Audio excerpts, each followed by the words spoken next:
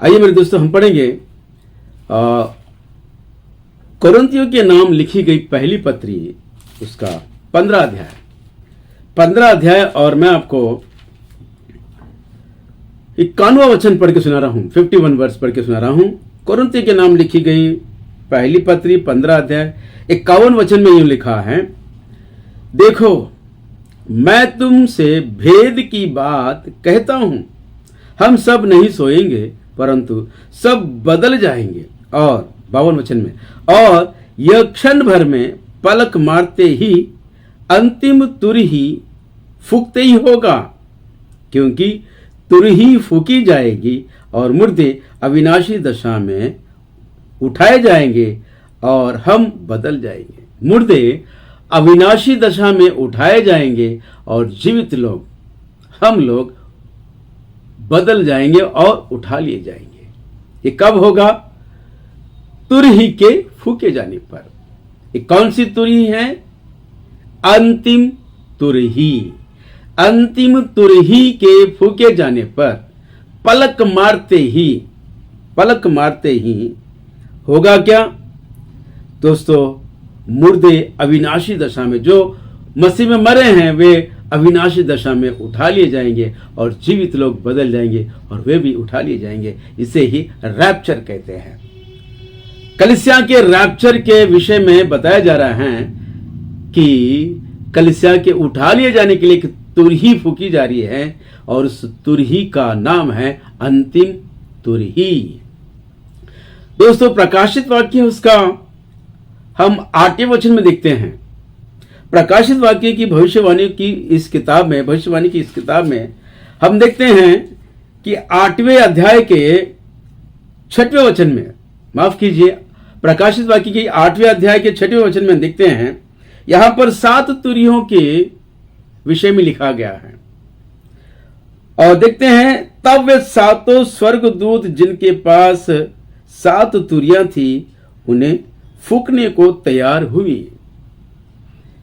7 तुरहियों के फूके जाने पर जो विपत्तियां पृथ्वी पर होने वाली हैं, उन सारे विपत्तियों का विवरण हम इस 8वें अध्याय से लेकर 9वें अध्याय और 11वें अध्याय तक हम देखते हैं।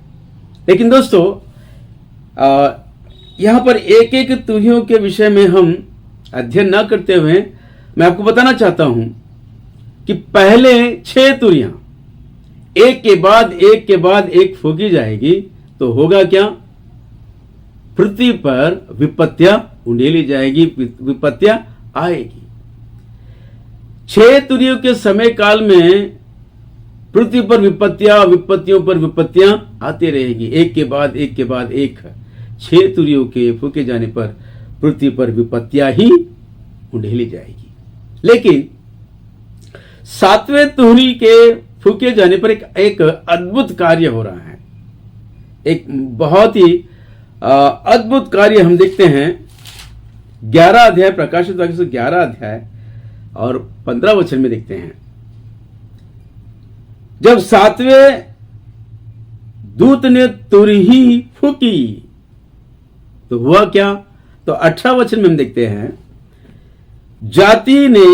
जातियों ने क्रोध किया पर तेरा प्रकोप आ पड़ा और वह समय आ पहुंचा। कौन सा समय? कि मरे हुओं का न्याय किया जाए। ये मरे हुए लोग कौन हैं?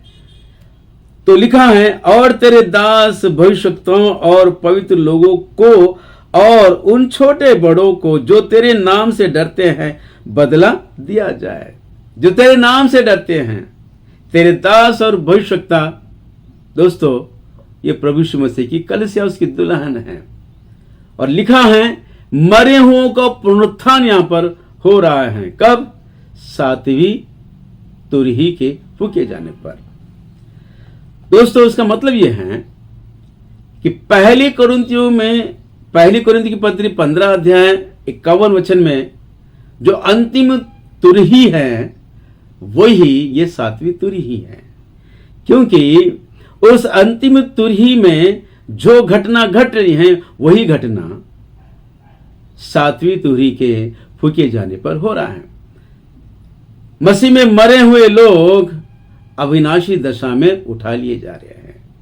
और उसी प्रकार हम देखते हैं थिस्सलुनीकि की पत्री उसका पहली थिस्सलुनीकि की पत्री उसका 4 अध्याय और 16 वचन में हम देखते हैं, यहां पर परमेश्वर की तुरी है और इनके इस तुरी के फूके जाने पर भी वही घटना घट रही है जो कुरिन्थियों की पत्री 15 अध्याय में कहा गया है और जो प्रकाशित वाक्य के 11 अध्याय 15 वचन में हुआ है, वही घटना यहां पर भी हो रही है। आइए देखते हैं हम थिस्सलुनीकि के नाम लिखी गई पहली पत्री 14 अध्याय 16 वचन में, क्योंकि प्रभु आप ही स्वर्ग से उतरेगा, उस समय ललकार और प्रधान दूत का शब्द सुनाई देगा और परमेश्वर की तुर ही फूकी जाएगी और जो मसीह में मरे हैं वे पहले जी उठेंगे। तब हम जो जीवित और बचे रहेंगे उसके साथ बादलों पर उठा लिए जाएंगे कि हवा में प्रभु से मिले। परमेश्वर की जो तुर ही फूकी जा रही है, यहां पर भी वही घटना घट रही है, मरे हुओं का जी उठना और जीवित लोगों का बदलकर उठा लिया जाना, कलीसिया का रैप्चर। तो इसका मतलब यह है परमेश्वर की तुर ही यानी वही अंतिम तुर ही है, क्योंकि दोनों में बराबर घटना जो घट रही है वो कलीसिया का उठा लिया जाना। परमेश्वर की तुर ही यानी अंतिम तुर ही, अंतिम तुर ही यानी प्रकाशित वाक्य की वह 7वीं तुर ही। तो दोस्तों 7वीं तुर ही के फूके जाने पर जब कलीसिया उठा ली जा रही है, तो इसका मतलब यह है कि पहले 6 तुरियों के समय काल में उसकी दुल्हन उसकी कलीसिया पृथ्वी पर रहेगी और 6 तुरियों के फूके जाने पर जो विपत्तियां पृथ्वी पर आएगी, उन विपत्तियों में उसकी दुल्हन को रहना ही होगा। तो इसका मतलब यह है कि प्री ट्रिबुलेशन रैप्चर के सिखाने वाले इनका जो सिद्धांत है कि कलीसिया महाक्लेश में जाने से पहले उठा ली जाएगी, यह सरासर गलत है। ये सरासर गलत है। ये जो कहते हैं कि प्रकाशित वाक्य के 4 अध्याय में कलीसिया उठा ली जा रही है, जबकि हम देखते हैं 8वें अध्याय के तुरियों के फूके जाने पर कलीसिया पृथ्वी पर रहेगी और 7वीं तुहरी यानी अंतिम तुहरी के फूके जाने पर कलीसिया उठा ली जा रही है। तो दोस्तों प्रश्न ये उठता है, क्या कलीसिया 7 साल के महाक्लेश में पूरे 7 साल पृथ्वी पर रहेगी? तो नहीं मेरे दोस्तों। हम देखते हैं प्रकाशित वाक्य उसका 13 अध्याय और 7वें वचन में 5वें वचन में हम देखते हैं। आइए हम पढ़ेंगे प्रकाशित वाक्य उसका 13 अध्याय और 5वें वचन में लिखा हुआ है, बड़े बोल बोलने और निंदा करने के लिए उसे एक मुंह दिया गया और उसे 42 महीने तक काम करने का अधिकार दिया गया है। 42 महीने तक काम करने का अधिकार दिया गया है और यह भी अधिकार दिया गया, 7वें वचन में लिखा है कि उसे यह भी अधिकार दिया गया कि पवित्र लोगों से लड़े। पवित्र लोगों से कितने महीने लड़ेगा? 42 महीने 42 महीने यानी 3.5 साल। और दोस्तों जिसका जिक्र दानियल भविष्यवक्ता के द्वारा भी किया गया, 7वां अध्याय 25 वचन में लिखा गया है कि वो 3.5 काल अंतिम मसीह विरोधी के सताव में रहेगी, उसके वश में की जाएगी। तो प्रियो 7 साल के महाक्लेश में कलीसिया उसकी दुल्हन को रहना होगा और 3.5 साल होते ही अंतिम तुर ही फूकी जाएगी और कलीसिया उसकी दुल्हन उठा ली जाएगी। तो दोस्तों सभी सुनने वालों को मैं फिर एक बार बताना चाहता हूं कि 7 साल के महाक्लेश में कलीसिया को रहना होगा इसका मतलब ये नहीं कि आप हिम्मत हार जाइए। हमारा परमेश्वर वो हमें ना कभी छोड़ेगा और ना ही कभी त्यागेगा। उन 7 साल के महाक्लेशों के दिनों में 3.5 साल जो उसकी दुल्हन सताए जाएगी, उन सताओं में वो हमारे साथ रहेगा, हमें बचाए रखेगा। लिखा है, आइए हम पढ़ेंगे प्रकाशित वाक्य उसका 3रा अध्याय और 10वें वचन में देखते हैं कि तूने मेरे धीरज के वचन को थामा है, इसलिए मैं भी तुझे परीक्षा के उस समय बचा रखूंगा।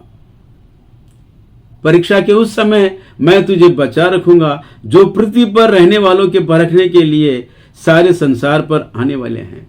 जो पृथ्वी पर रहने वालों के ऊपर जो सारे संसार में रहते हैं, उनके परखने के लिए जो विपत्तियां होगी, उन दिनों में मैं तुम्हें बचाए रखूंगा। यह परमेश्वर का वादा है। अपनी दुल्हन से वादा करते हैं कि मैं उन दिनों में तुझे बचाए रखूंगा। बचाए रखूंगा मतलब यह है कि विपत्तियों में तुम्हें बचाए रखेगा, ना कि विपत्तियों में जाने से पहले उठा ले जाएगा। दोस्तों, यहां बात को समझिए। बचाए रखना यानी कि विपत्तियों के समय काल में परमेश्वर प्रभु यीशु मसीह कलीसिया को बचाए रखेगा, सारी विपत्तियों से बचाए रखेगा। जैसे इजरायलियों के जीवन चरित्र को हम देखते हैं, मिस्र में जब विपत्तियां परमेश्वर उंडेल रहे थे, तो सारे मिस्र के लोग बड़े परेशान थे। सारे मिस्र देश में अंधेरा छाया हुआ था, लेकिन इजरायलियों के घरों में उजियाला था। उनकी लाइटें जल रही थी, उनके घरों में प्रकाश था। दोस्तों, इजरायली को जीवन में परमेश्वर ने जो काम किया है, विपत्तियों में उनको संभाल के रखा है, वैसे ही 7 साल के महाक्लेश के उन दिनों में वो अपनी दुल्हन को विपत्तियों से बचाए रखेगा। और एक अच्छा उदाहरण मैं आपको देना चाहता हूं। शद्रक, मेशक, अबेदनगो के विषय में हम देखते हैं। उस जलते हुए आग के भट्टे में उनको डाले जाने के बाद परमेश्वर ने उनको बचाया है, ना कि डालने से पहले। वे भट्टे में डाले गए हैं, आग की भट्टी में डाले गए हैं, उसके बाद वो बचाए गए हैं। उसी तरह कलीसिया भी महाक्लेश में जाएगी, उसके बाद ही वह बचाई जाएगी और अंतिम तुरही फूकी जाएगी। दोस्तों, और कलीसिया का उठा लिया जाना होगा। इन वचनों के संदेश के द्वारा सभी सुनने वालों को बहुत आयत के आशीषों से पवित्र आत्मा परमेश्वर भरपूर करे। दोस्तों, अगर ये संदेश आपको सही लगता है तो औरों तक पहुंचाइए, और गलत लगता है, कोई शंका या डाउट है, कोई प्रश्न उठते हैं, तो अपने कमेंट बॉक्स में लिखकर भेजिए। मैं आपके सवालों के जवाब को देने की कोशिश करूंगा। जय मसीह की। Praise the Lord. आमीन।